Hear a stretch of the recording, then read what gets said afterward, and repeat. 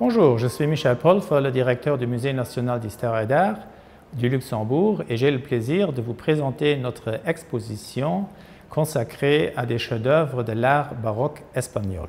Nous montrons donc des pièces, des sculptures et des tableaux qui viennent du XVIIe siècle, le siècle d'or de l'Espagne. Il s'agit d'une période généralement très difficile pour l'Europe parce que suite à la Réformation, le continent est ravagé par des guerres religieuses entre protestants et catholiques.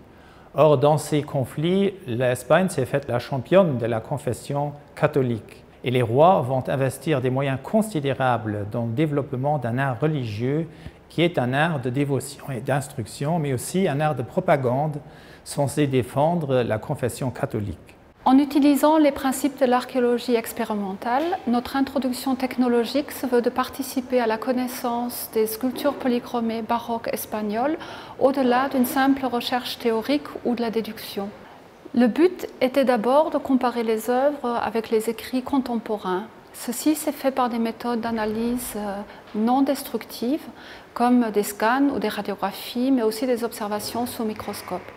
Ensuite, on voulait mettre en œuvre les techniques anciennes pour faire visualiser aux visiteurs la complexité de la construction des œuvres.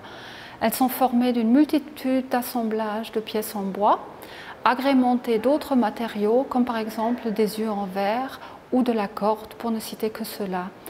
Ces matériaux postiches sont ensuite combinés à des techniques traditionnelles de la peinture à l'huile par exemple ou de la dorure polie sur bolus pour la polychromie. L'artiste emploiera par exemple des vrais cheveux pour les cils ou de la corne pour les ongles. Les œuvres sont toujours finies avec un énorme soin. Quelques détails témoignent d'une alternance de travail entre la peinture et la sculpture. La polychromie et la taille se complètent à un tel point que leur conception a nécessairement dû être prévue ensemble. Ceci témoigne d'une évolution de la séparation des métiers du sculpteur et du peintre d'horreur.